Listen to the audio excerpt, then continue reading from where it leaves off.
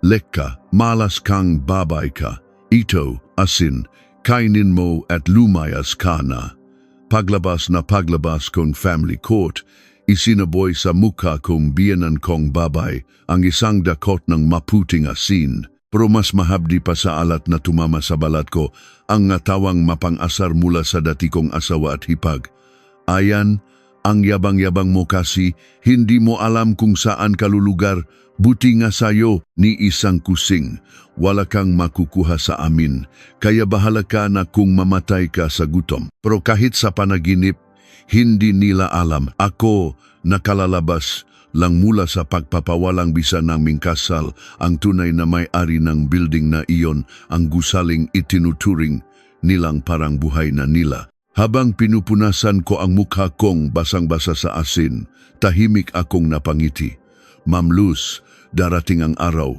Yang asin na yan ay babayaran ninyo ng maluhang may kasamang dugo. Ito ang katapusan ng 10 taong pagsisilbi bilang katulong. At ito ang simula eniga pinakamagarbo at pinakamalupiti na paghihiganti.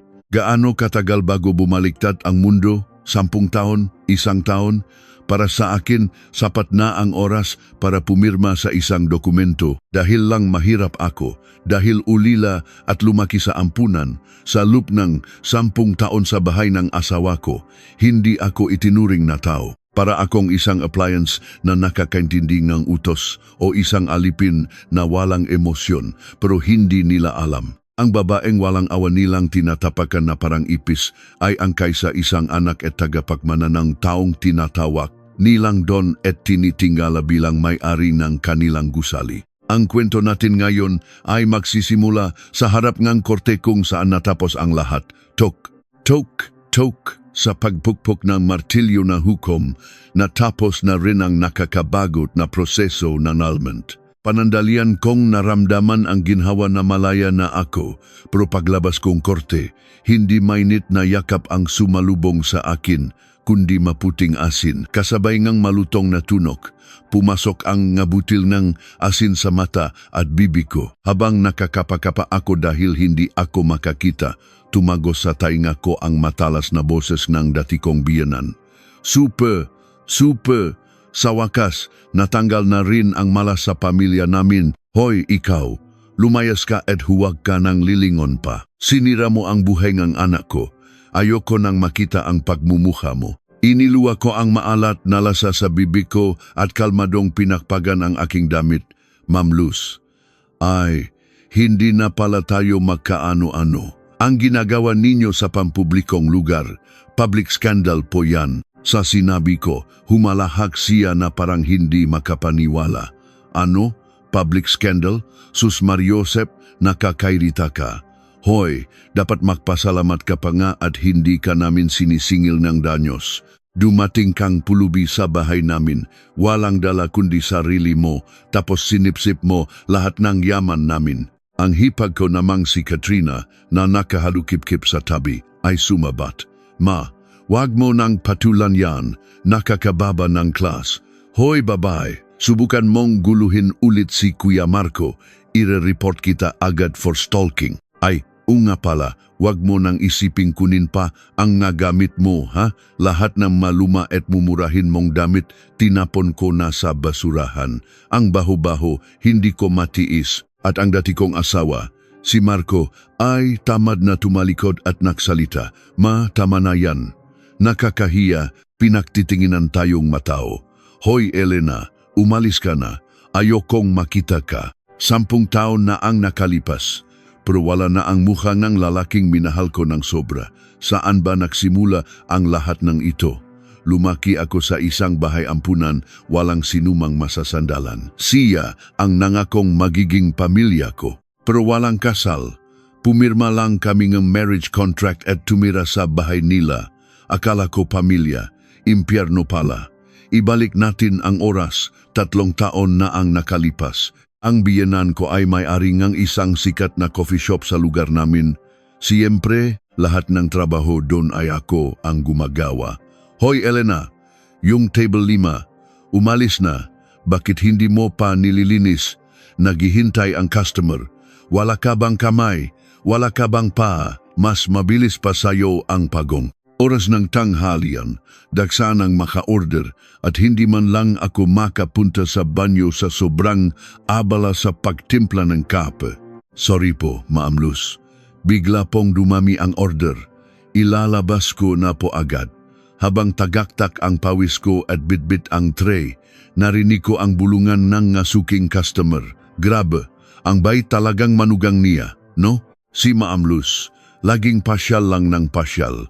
Pero yung manugang, bugbok sa trabaho, narinig iyon ng biyenan ko at tumalim bigla ang tingin niya. Pakaalis ng mga customer, ibinato niya sa akin ang isang mainit na basahan. Sinadya mo, Jun, no? Gusto mong palabasin na masama akong biyenan sa harap ng matao. Ahas ka talaga, dapat hindi na kita tinanggap na manugang, galing ka kasi sa hirap. Dahil sa amoy mahirap mo, natatakot tuloy ang customer. Amoy mahirap. Ang masalitang iyon ay parang patalim na tumusok sa puso ko. 12 oras akong nakatayo araw-araw, hindi man lang umabot sa minimum wage ang sahod, ni hindi binibigyan ng sapat na panggastos, pero laging sorry ang lumalabas sa bibig ko. Ngunit may isang pangyayari na tuluyang dumurok sa akin. Isang araw, nawala ang locket na matagal ko nang iniingatan. Iyon ang kaysa isang alaala na iniwan ng namayapa kong ina ng iwan niya ako sa ampunan. Luma at kupas na pilak na loket, pero para sa akin, mas mahalaga pa ito sa buhay ko.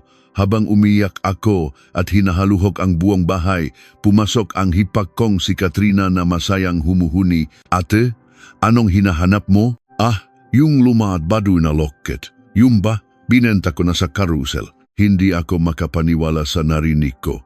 Ano, Katrina, alam mo ba kung gaano kahalaga yun sa akin? Alaala yun ng mama ko. Nagkibit balikat lang siya habang ngumungiya ng chewing gum. Ano ka ba, ate? Fake naman ang buhay mo. Di ba? Pati loket mo, kinakalawang na. Ang arte-arte mo pa. Pinambili kong bagong nail art. Ganda, no? Sa isang iglap, nawala ako sa sarili at hinawakan ko ang braso niya. Kunin mo yun pabalik. Ngayon din, iniwan yun sa akin ni mama. Bigla siyang sumigaw at mula sa kwarto, lumabas ang biyenan ko at si Marco. Anong ginagawa mo? Baliw ka na ba? Bakit mo sinasaktan ang mahal kong anak? Walang sabi-sabing sinabunutan akong biyenan ko. Inawat naman ni Marco ang kapatid niya at tinula ako. Elena, wala ka na ba sa sarili mo? Dahil lang sa walang kwentang loket na yan. Mananakit kang tao, walang kwentang loket. Para sa inyo, basura lang yan. Pero sa akin, si mama yan. Ang kaysa isang alaala niya, umiyak ako ng malakas. Pero malamig na tingin lang ang isinukli ni Marco. Nakakasawa na, paulit-ulit na lang yang pagkaulila mo. Pinapakain ka ba ng mga magulang mong wala na? Huwag ka ng manira ng araw, magain ka ng hapunan. Nang gabing iyon, mag-isa akong umiyak sa isang sulok ng kusina. At doon, isinumpa ko, pag-alis ko sa impyernong bahay na to, sisiguraduhin kong iyak kayong dugo. Pero noon, hindi ko pa alam na ang pagkakataong iyon ay darating ng mas mabilis at sa paraang hindi ko inaasahan. Ang coffee shop na ipinagmamalaking ang biyenan ko, lagi niyang sinasabi. Ang may-ari ng building natin, si Don Ricardo, ibang class, may class, hindi tulad mong hampas lupa. Nangako siyang ibababa niya ang renta kapag nag-renew kami ng kontrata. Tuwing Pasko, nagpapadala ang biyenan ko ng pinakamamahaling hamon at regalo para suyuin ang may-ari. Siyempre, ako ang utusan.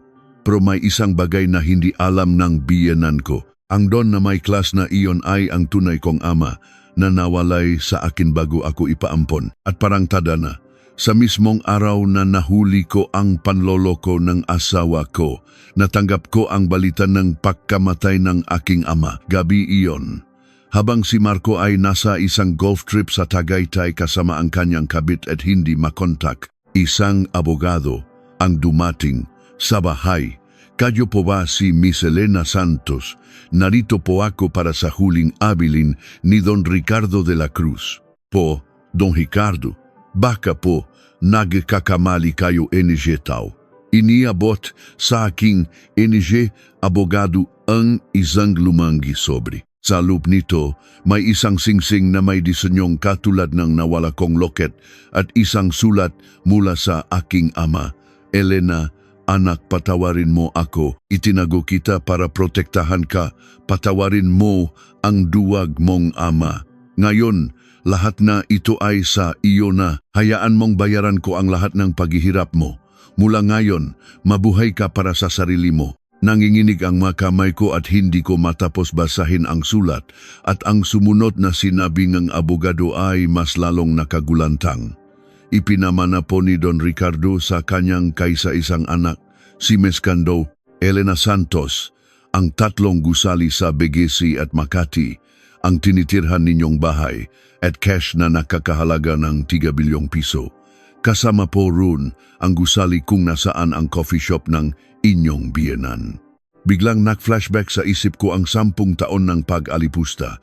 Ang biyenan kong nagsabing amoy mahirap ako, ang hipag kong nagbenta ng alaala ng ina ko at ang asawa kong nagloko. Pinunasan ko ang aking luha at tinanong ang abogado, "Attorney, alam na po ba ito ng pamilya ng asawa ko?" "Hindi pa po. Hindi pa naililipat ang titulo sa pangalan ninyo kaya wala pang nakakaalam. Nasa desisyon ninyo kung kailan ito isa sa publiko." Sa sandaling iyon, isang malamig na ngiti ang sumilay sa aking labi. "Huwag niyo po munang ipaalam. Gusto kong ipaalam sa kanila sa araw na pipirmahan ko ang annulment papers sa pinakamagarbo at pinakamalupit na paraan." At, "Attorney, kailan po mag-expire ang kontrata ng coffee shop?" "Sa susunod na buwan po."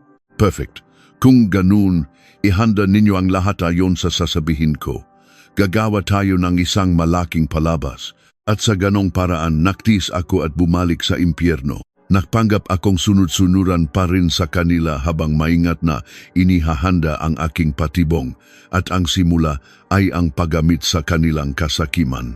Ilang araw ang lumipas, bumisita ang aking abogado sa coffee shop, nagpanggap bilang kinatawan ng bagong may-ari. "Ma'am Luz, congratulations po. Ang bagong may-ari pong gusali ay may planong i-renovate ang buong building at gusto niyang gawing landmark ng lugar na ito ang inyong coffee shop sa ground floor. Kung papalitan ninyo ang buong interior ng pinakamamahaling materyales, nangako po siya na hindi tataasan ang renta ninyo sa loob ng 5 taon. Ang biyenan kong mahilig sa libre at mayabang ay siguradong kakagat sa pain. Talaga, naku, ang galing naman ng pananaw ng bagong may-ari. Siyempre, gagawin ko yung the best pa." Agad-agad, kinuha ngang biyenan ko ang lahat ng pera mula sa ipon ng anak niya at nang kulangin pa, nangutang siya sa 5,6. Umabot sa 5 milyong piso ang ginastos niya sa renovation. Hindi niya alam na ang manugang niyang utusan ang may-ari at ginagastusan niya ang pagpapaganda ng property ko gamit ang sarili niyang pera. Tahimik lang akong naglilinis sa tabi habang pinapanood sila. "Ma'am Luz, hindi po ba kayo masyadong gumagastos? Nangutang pa po kayo na kunwari akong nag-aalala." Suminghal lang siya. "Ano bang alam mo? Investment too. Investment. 5 taon na hindi tataas ang renta. Alam mo ba kung gaano kalaking pera yun? Hindi mo maintindihan. Yan kasi kasing kitid mo ang utak mo. Tandaan mo, sa araw ng reopening, lahat ng pera sa lugar na ito sa akin mapupunta." "Opo, Ma'am Luz. Sana na po," bulong ko sa sarili ko, dahil ang araw ng reopening na yan ang magiging araw ng pahuhukom ninyo. Lumipas ang panahon na dumating ang araw ng reopening, ang day kung kailan ko sasabihin kay Marco na tapos na kami. Puno nga bulaklak ang harap ng cafe at abala ang biyenan ko sa pag-asikaso sa mga bisita. Suot ang kanyang pinakamahal na bestida. Si Marco naman ay panayong text sa kabit niya abang nakanjizi at si Katrina ay abala sa payayabang ng bago niyang designer bag. Lahat ay tila umayon sa kanilang plano hanggang sa dumating ako. Isang itim na luxury fan ang huminto sa harap ng cafe. Lahat ng mata ay napatingin dito. Isang driver ang bumaba at binuksan ang pinto. At ang bumaba ay hindi ang manugang na laging nakatsert at apron. Isang eleganteng babae, suot ang madamit na galing sa pinakamahaling butik mula ulo hanggang paa at nakasuot ng malaking salamin. Ako yun. Tok, tok. Ang tunog na aking high heels ang bumasag sa katahimikan. Nanliit ang mga mata ng biyenan ko habang tinitingnan ako. Sino yan? Impossible. Elena, ikaw ba yan?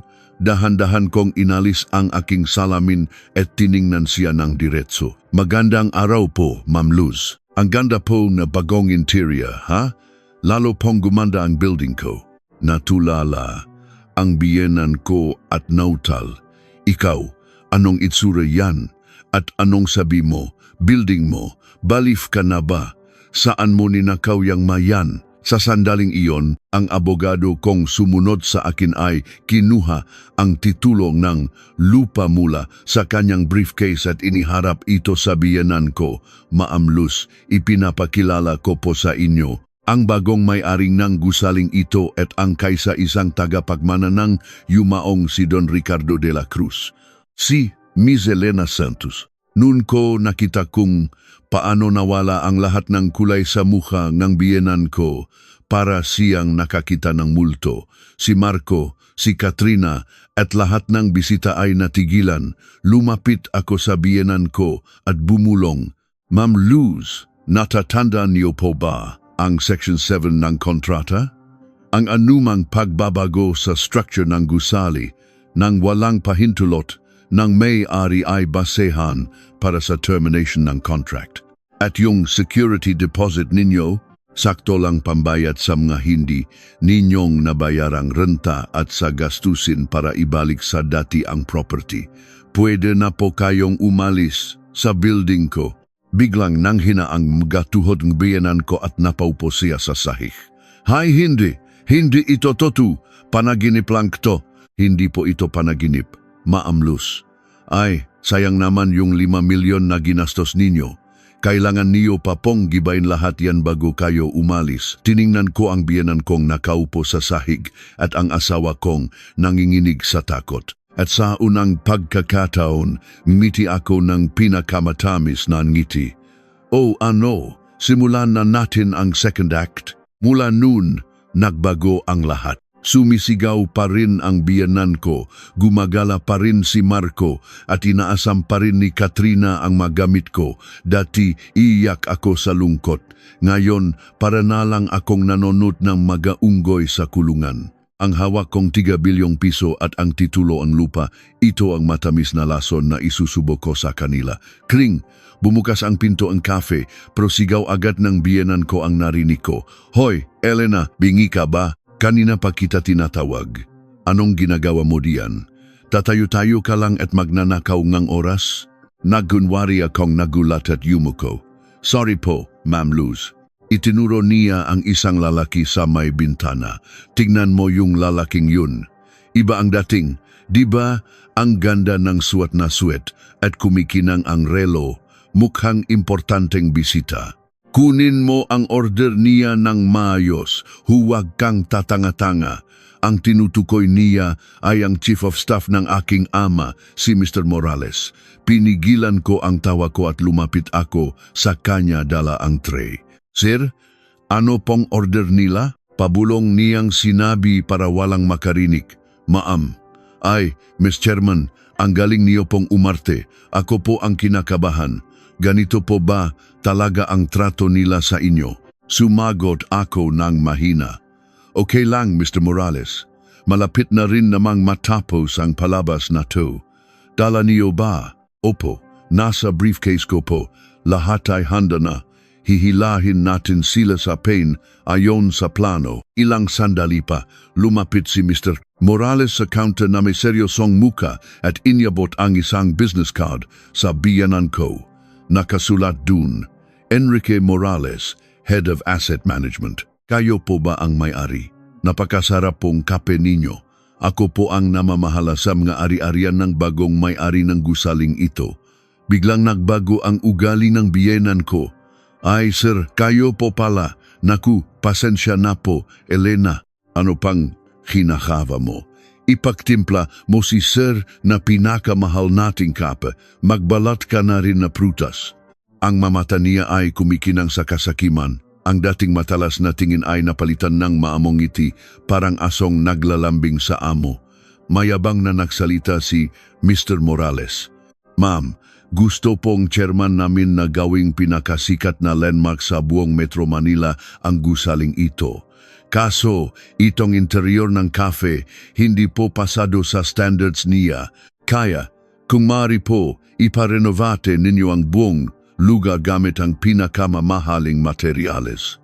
Ang estimate po ay nasa 5 milyong piso. Nang marinig ang 5 milyon, nag-atubili ang biyanan ko. Kaya ibinigay ni Mr. Morales ang huling banat. Kung maabot ninyo ang inaasahan ng chairman, hindi namin tataasan ang renta ninyo sa loob ng 10 taon. At lahat ng makaibigan niyang politiko at bigating negosyante, dito niya dadalhin para mag-meeting. Alam niyo na po ang ibig sabihin niyan, di ba uulanin kayo ng pra? Naihagis na ang pine. Gumastos, 9 milyon para sa on-taong garantiya at magiging lugar 9 mga mayayaman. Para sa isang mayabang at sakim na tulad ng biyanan ko, ito na ang pinakamatamis na tukso. Sumabat ako para magkunwaring tumututol. Maamlos 5 milyon po ang laking prapo niyan. Paano po kung magbago ang isip ng may-ari? Wala po tayong pera ngayon. Huwag po nating pilitin. Gaya ng inaasahan, nagalit siya. Hoy, manahimik ka. Wala kang alam kaya huwag kang makialam. Kaya ka nahihirap habang buhay kasi ganyan ka mag-isip. Hindi lang to renovation, oportunidad to para umangat sa buhay. Nakakahiya ka sa harap ni Mr. Morales, tumahimik ka. Nang gabing iyon, nakaroon ng family meeting. Ang paksa, paano makalikom ng 5 milyon? Pero ang totoo, pinag-usapan nila kung paano sila mangungutang para pagandahin ang property ko. Si Marco ay kumuha ng personal loan. Ang biyanan ko ay ibinenta ang bahay at lupa nila at nanghiram sa 5,6. Si Katrina naman ay nakalat na sa mga kaibigan niya na magiging sikat na lugar na ang cafe nila. Muli akong nakunwaring natatakot. Marco, delikado ang mangutang sa 5,6. Paano kung malugi tayo? Sa kalye tayo pupulutin. Ang isinagot sa akin ay pang-insulto ng biyanan ko. Hay naku, ang malas-malas mo talagang magsalita. Kung malugi man kami, pera namin yun, negosyo namin yun. Anong pakialam mo?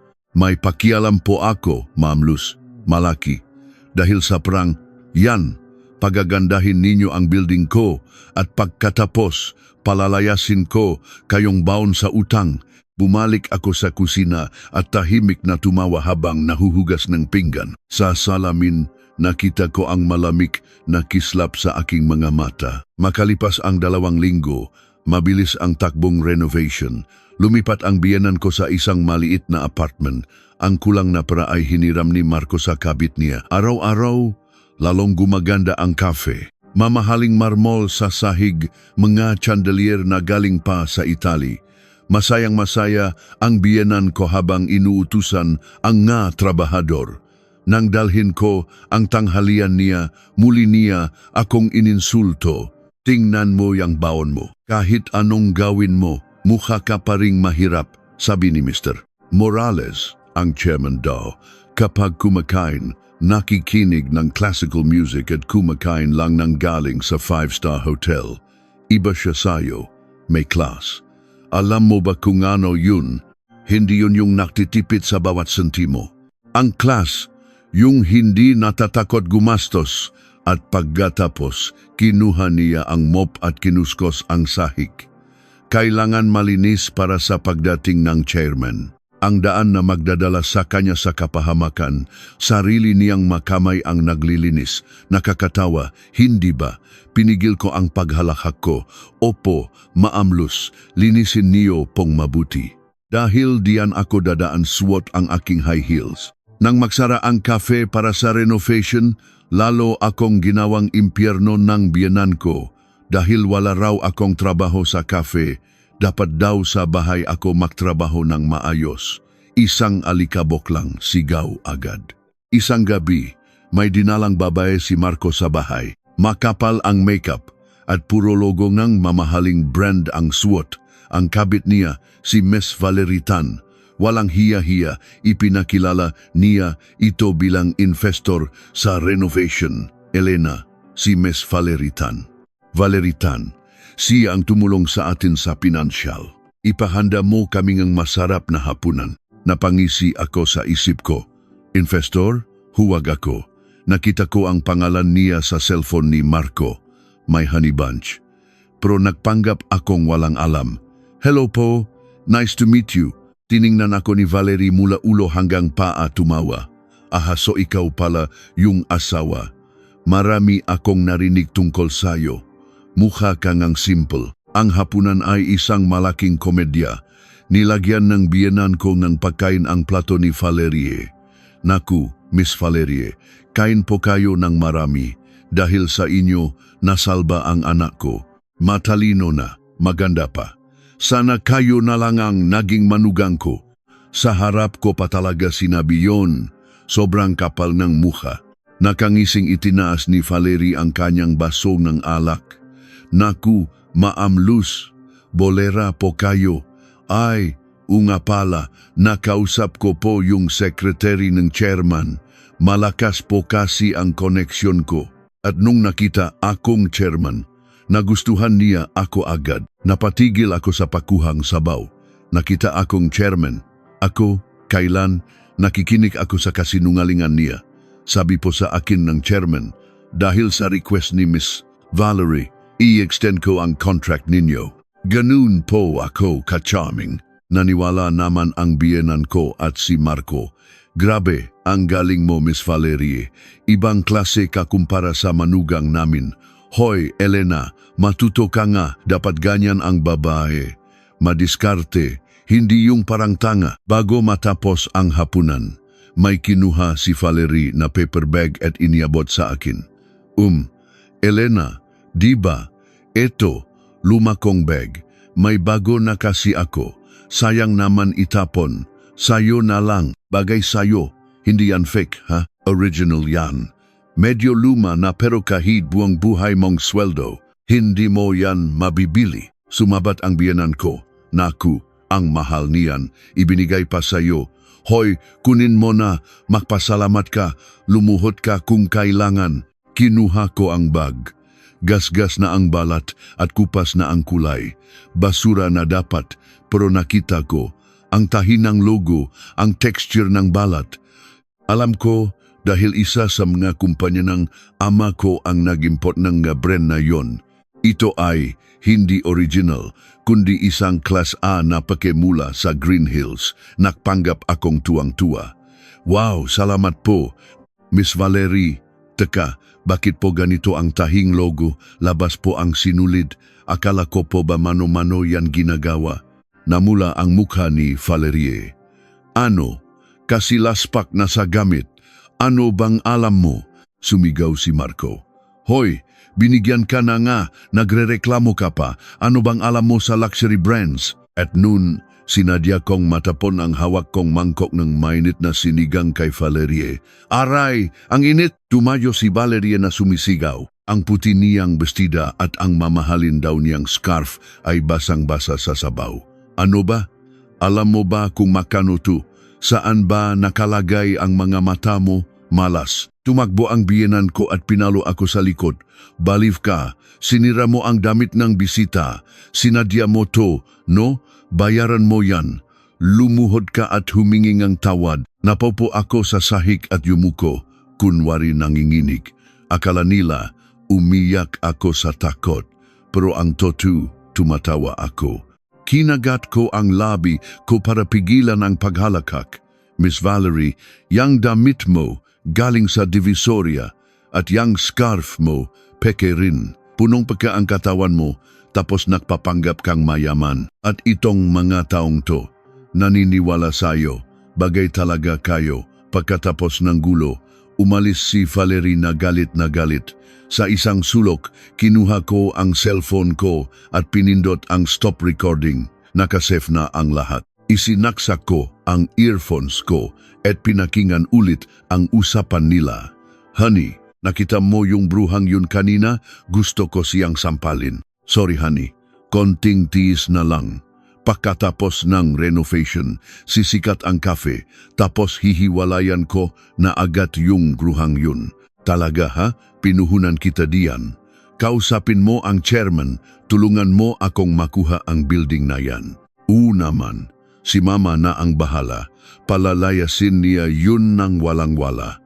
Ang usapan nila sa labas ng GAT, malinaw na nakarecord, palalayasin ng walang-wala. Sa panaginip ninyo, inilipat ko ang recording sa isang evidence folder. Tingnan natin kung sino ang mapapalayas ng walang-wala. Ano kayang magiging itsura ninyo kapag nalaman ninyong ang chairman na sinasamba ninyo ay ang babaeng tinapunan ninyo ng sinigang? Ang pangyayaring ito ang nag-alis ng huling patak ng konsensya sa akin. Tapos na ang party. Oras na para maningil. Tumawag si Marco, kailangan daw ng dakdak 200,000 para sa chandelier. Sinigawan akong biyenan ko kung may tinatago raw akong pera. Sabi ko, wala. Handa na ang lahat. Ang cafe, pinalamutian ng 5 milyong utang. Ang pamilya, bangkarote na. Isa na lang ang kulang, ang pagtatanggal ng maskara. Oras na para ipakita kung sino ang chairman na may class na lagi nilang pinupuri. Kinuha ko na ang annulment papers ko. Dumating na ang araw ng pahuhukom. Ang reopening party ng cafe na pinakautangan nila, punong bulaklak at may red carpet pa. Naka-Filipiniana ang biyenan ko. Abot nga ang ngiti. Welcome po. Ganda ng cafe namin. No? Special request po Ito NG Bagong Chairman.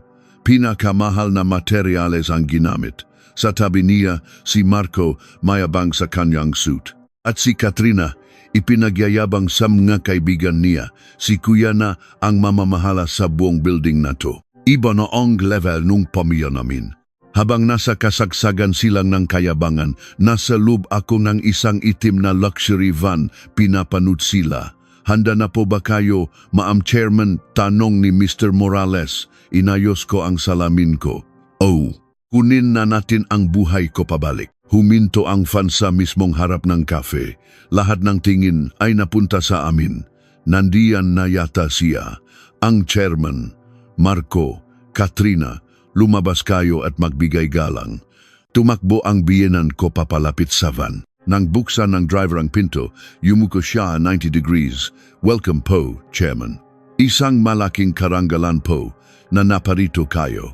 Isang matinis na tunog ng high heels ang narinig. Ang bumaba ay hindi isang matandang lalaki. Isang babae na suot ang isang eleganteng navy blue dress, mamahaling coat at malaking salamin. Nasinghot ng biyenan ko ang mabangong pabango. Bata, baka secretary niya. Dahan-dahan kong inalis ang salamin ko at tiningnan siya ng diretso. Sobra naman po ang pak-welcome ninyo, Ma'am Luz. Sa boses na yon, nanginig ang biyenan ko. Ang boses ng manugang na inalipusta niya sa loop ng 10 taon. Ikaw, Elena? Si Marco at Katrina hindi makapagsalita. Oy, Elena, baliw ka na ba? Anong ginagawa mo rito? Nag-rent ka pa ngang sasakyan para mag-show, sumugod si Marco, pero hinarangan siya ni Mr. Morales. Sino ka para pagsalitaan ng ganyan ng chairman? Ano, chairman? Anong sinasabi niyo? Manugang namin yan. Inilabas ni Mr. Morales ang kisang folder. Ipinapakilala ko sa inyo. Ang mayari enegusaling ito, ang kaisa-isang tagapagmana ni Don Ricardo de la Cruz, si Meselena Santos. At ito ang getitulo, Neglupa. Nanginginig na binuksan ni Marco ang papeles. Ang pangalan, Elena Santos. Nawala ang kulay sa kanyang mukha. Sumigaw ang biyenan ko at napaupo. Hindi totoo, kasinungalingan. Paanong ang isang hampas lupang tulad niya naging may-ari? Paano? Anong ginawa ko sa kanya? Lumapit ako sa kanya at yumuko. Ma'am Luz, natatandaan niyo po, sabi niyo, amoy mahirap ako. Ngayon po, naamoy niyo na ba ang pera? Sinubukan niyang hawakan ang damit ko. Elena, anak, sayo ba talaga to? Naku, ang manugang ko, mayaman na pala. Patawarin mo ako, anak, matanda na ako, nakamali ako, ang galing-galing mo, ang bilis niyang magbago, nakakasuka. Tinabi ko ang kamay niya, huwag kayong makamali. Anong katin? Hindi na tayo pamilya. Sinijasan ko si Mr. Morales. Malamig niyang binasa ang kontrata. Miss Luz Reyes, binago ninyo ang structure ng gusali ng walang paintulot. Ito ay paglabag sa kontrata. Kaya ngayon, terminated na ang inyong lease. Nakwala ang biyenan ko. Ano? Terminated? Gumastos ako ng 5 milyon dito. Nangako kayo ng 10 taon. Ngumiti si Mr. Morales. Kapak nasiyahan po ang may-ari. At hindi po nagustuhan ng chairman namin ang baduy na interior na ito. Kaya umalis na po kayo. At kailangan niyo pong ibalik sa dati ang lahat. Ibabawas namin sa security deposit ninyo. Kulang pa nga po, kaya padadalhan namin kayo ng bill. 5 milyong utang. Walang security deposit at papalayasain. Halos himatayin ang biyenan ko. Lumuhot si Marco sa paanan ko. Elena, mahal, patawarin mo ako. Nakamali ako. Tayo na ulit please. Mahal kita. Alam mo yan. Mahal? Mula sa aking bag, kinuha ko ang isa pang folder at isinaboy ang laman nito sa saig. Mga litrato ni Marco at ng kabit niya sa motel, sa golf course at ang mga bastos nilang text message. Nakbulungan ng mga tao. Nambabay pala, grabe, pagkatapos lokohin, pera pangang asawa ang kukunin. Ito ang annulment papers. Wala akong hihinjing sustento. Total, wala ka namang pera.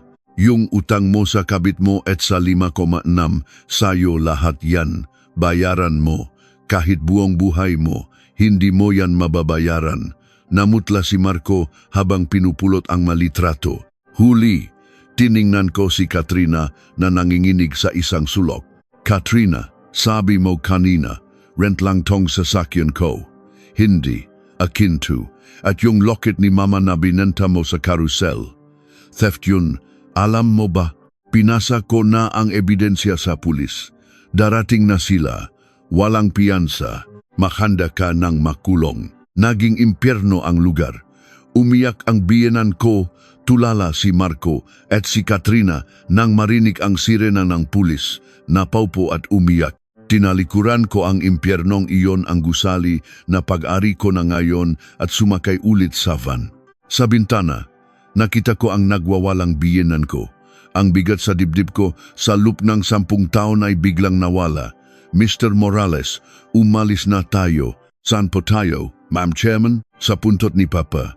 Sasabihin ko sa kanya na ang anak niya, isa ng tunay na may-ari. Umalis kami. Sa salamin, ang liit-liit na nilang tingnan, parang mga insektong nadurog. Binuksan ko ang bintana. Ang hangin na dumampi sa pisngi ko, hindi na amoy alat o amoy lansa, amoy kalayaan. Mas matamis pa sa amoy ng pera. Ito ang amoy ng bagong buhay ko. Lumipas ang 2 panahon. Ang oras ay patas sa lahat, pero ang resulta ay hindi. Para sa iba, impyerno. Para sa akin, isang regalo. Ngayon, silipin natin ang impyerno. Sa isang masikip at inaamag na apartment sa isang sulok ng Maynila, isang pamilyar na sigaw ang narinig. Hoy Marco, tamad kang lalaki ka, hindi ka na naman nagtrabaho. Yung mananiningil ng 5,6 nasa labas na, may dalang itak, tapos natutulog ka pa. Boses ni Ma'am Luz, puro galit at wala ng dating yabang. Ang ingay mo kasalanan mo to. Kung hindi ka lang nagpa-renovate, hindi tayo magkakaganito, sigaw ni Marco. Kuya, kasalanan mo rin, ng babae ka kaya wala kang nakuha. At dahil sa iyo, may criminal record na ako, hindi na ako makahanap ng trabaho, sinong mananagot sa buhay ko, sagot ni Katrina. Nagawi silang tatlo, naksisihan, naksakitan. Iyon ang tunay na impyerno. Kalabo, lose, lumabas ka diyan, magbayad ka na. Kung hindi, malamang loop ninyo ang ibabenta namin sa sigaw nga Bombay. Natahimik silang tatlo, nanginginig sa takot. Iyon ang huli nilang itsura, isang bagay na dati kong gustong makita, pero ngayon wala na akong pakialam. Lumipat tayo ngang eksena. Sa isang rooftop garden sa BGC, umiinom ako masarap na kape habang tinitingnan ang nga dokumento. Ma'am Chairman, handa na po ang nga papeles para sa foundation. Marami po ang natuwa sa scholarship program para sa mga kabataang galing sa ampunan, sabi ni Mr. Morales na ngayon ay CEO na ng foundation ko. Ngumiti ako. Salamat, Mr. CEO. Siguradong matutuwa si Papa. Tiyak po yun. Yung dating pwesto pong cafe, ano pong gagawin natin? Marami pong gustong gumupa. Nag-isip ako, huwag na, gawin nating libreng cafe para sa mga batang ulila. Isang lugar kung saan pwede silang mag-aral at magpahinga. Tatawagin natin itong Hardin ni Papa. Tok, inilapag ko ang tasa ko. Ang maluha ko mula 10 taon ng pagsisilbi, hindi ko na naalala. Minsan, may nagtatanong sa akin, anong pinakamasarap sa pagiging bilyonaryo, mga mamahaling gamit? Hindi. Ito ang pinakamasarap, ang sandaling ito. Ang magdesisyon para sa sarili ko, ang tumulong sa iba gamit ang sarili kong kakayahan. At higit sa lahat, ang sarap ng kape. Bakit? Dahil ang gusaling ito, ang hangin na ito, at ang buhay na ito ay sa akin na kapag pakiramdam mo ay nasa dulo ka ng bangin. Tandaan mo, baka ang dulong bangin na yan ay ang simula ng iyong paglipad. Ako, na 10 taong nagtiis, ay nakalipad din. Baka lahat tayo ay parang isang hindi pa nakikiskis na lottery ticket. Huwag kang susuko. Tulad ng bida sa kwentong ito na nakahanap ng sariling liwanag, maniwala ka, darating din ang araw ng pagbabago sa buhay mo. Sana ang kwentong ito ay nagbigay sa inyong ginhawa at sana mabuhay kayo bilang tunay na may-ari ng inyong sariling buhay. Kung nakinig kayo hanggang dulo, mag-iwan naman kayo ng comment ng narinig ko. Salamat po.